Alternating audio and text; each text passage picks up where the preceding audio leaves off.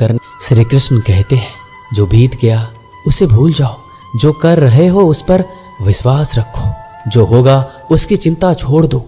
बस तुम्हें मात्र अपने कर्म करने हैं, पुरस्कृत करने का कार्य नियति का है।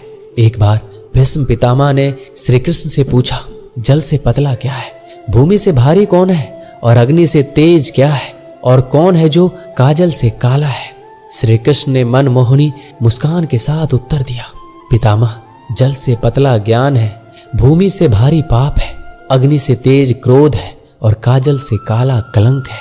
श्री कृष्ण कहते हैं कि परिस्थितियों से भागो मत, उनके सामने डटकर खड़े रहो, क्योंकि कर्म करना ही मानव जीवन का पहला कर्तव्य है। हम कर्मों के द्वारा ही परेशानियों से जीत सकते हैं। दुनिया नहीं जानती है हम सभी का अंत यहीं पर होना है, लेकिन जो लोग इस सत्य को जानते हैं उनके सारे झगड़े एक ही बार में खत्म हो जाते हैं। जब तक आप अपनी समस्याओं एवं कठिनाइयों की वजह दूसरों को मानते हैं, तब तक आप अपनी समस्याएं और कठिनाइयों को मिटा नहीं सकते। आप अपना भविष्य नहीं बदल सकते, लेकिन आप अपनी आदतों को बदल सकते हैं, और निश्चित रूप से अपनी आदतों से आपका भविष्य बदल सकता है। अगर हम परिवर्तन के लिए किसी दूसरे व्यक्ति के आने की उम्मीद करेंगे तो परिवर्तन नहीं आएगा, बल्कि हमें खुद को उससे आगे लाना होगा। जो कुछ भी तुम्हारे भाग्य में लिखा है वो अवश्य ही उचित समय पर तुम्हें मिलेगा। तुम क्यों परेशान होते हो? जो भाग्य में नहीं है वह कभी नहीं मिलेगा। तुम व्यर्थ ही प्रयास कर रहे हो, इसलिए जो मिला है उसे उचित तरीके से बिना फल की कामना किए करो, जन्म सफल होगा। अगर कोई आपका दिल दुखाए तो बुरा मत मानना। कुदरत का नियम है कि जिस पेड़ पर सबसे अधिक मीठे फल होते हैं उसको सबसे अधिक पत्थर पड़ते हैं। जब टूटने लगे हौसला तो बस ये याद रखना, बिना मेहनत के हासिल तख्तो ताज नहीं होते। ढूंढ लेना अंधेरे में ही मंजिल, क्योंकि जुगनू कभी रोशनी के मोहताज नहीं होती। अगर लोग केवल जरूरत पर ही अपनों को याद करते हैं तो बुरा मत मानिए, बल्कि गर्व कीजिए, क्योंकि मोमबत्ती की याद तभी आती है जब अंधेरा होता है।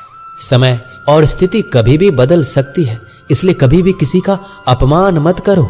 माना कि आप शक्तिशाली हैं, पर समय आपसे भी अधिक शक्तिशाली है। कुछ बनना है तो पानी जैसा बनो, जो अपना रास्ता खुद बनाता है, जो दूसरों का भी रास्ता रोक लेता है। सभी व्यक्तियों को सजा से डर लगता है, सभी मौत से डरते हैं। बाकी लोगों को भी अपने जैसा ही समझें, खुद किसी जीव को ना मारे और दूसरों को भी ऐसा करने से मना करें। हम चाहें तो अपने आत्मविश्वास और मेहनत के बल पर अपना भाग्य खुद लिख सकते हैं, और अगर आपको अपना भाग्य लिखना नहीं आता तो परिस्थितियां हमारे भाग्य लिख देती हैं। हर किसी के अंदर अपनी ताकत और अपनी कमजोरी होती है।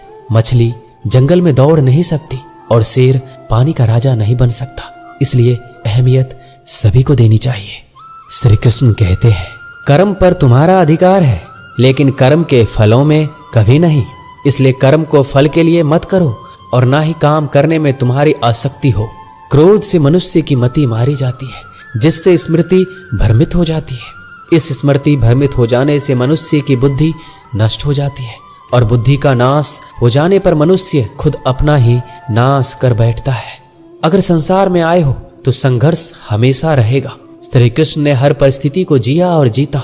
समय और जरूरत बदलते ही सबके चेहरे बेनकाब हो जाते हैं। पता नहीं, या तो हम में कुछ कमी आ जाती है या वो अभिनय अच्छा कर लेते हैं। दर्द का एहसास तब होता है जब खुद को ठोकर लगती है, वरना दूसरों का तो सिर्फ लहू ही नजर आता है, दर्द नहीं। लोग कहते हैं जिंदगी मिली है अपने हिसाब से जीने के लिए, लेकिन वही लोग सुबह होते ही किसी और के हिसाब से जीने चले जाते हैं। यदि आप समस्या का हल निकाल सकते हैं तो फिर चिंता क्यों करनी, और यदि समस्या का कोई समाधान नहीं है तो फिर चिंता क्यों करनी। जो व्यक्ति बहुत ज्यादा बोलते रहते हैं वो कुछ सीख नहीं पाते। समझदार व्यक्ति वही कहलाता है जो कि धीरज रखने वाला, क्रोधित ना होने वाला और निडर होता है। अगर व्यक्ति से कोई गलती हो जाती है तो कोशिश करें कि उसे दोहराए नहीं, उसमें आनंद ढूंढने की कोशिश ना करें, क्योंकि बुराई में डूबे रहना दुख को न्योता देता है। डर का अभाव होना साहस नहीं, बल्कि डर पर विजय पाना है। बहादुर आदमी वो नहीं जिसे डर नहीं लगता, बल्कि वो है जो डर पर विजय प्राप्त करता है। इंसान एक ऐसा प्राणी है जो अपने लक्ष्यों के लिए जीता है। उसके जीवन का यही अर्थ होना चाहिए। वो अपने लक्ष्यों के लिए कोशिश करता रहे और उन्हें प्राप्त करता रहे। उपवास हमेशा अन्न का ही क्यों, लोभ, लालच, चुगली, काम, क्रोध और गंदे विचारों का भी तो होना चाहिए। जीवन में जो भी करो पूर्ण समर्पण के साथ करो।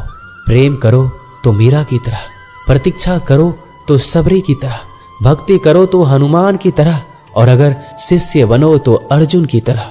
जीवन में कौन आपसे मिलेगा ये समय तय करेगा। जीवन में आप किससे मिलेंगे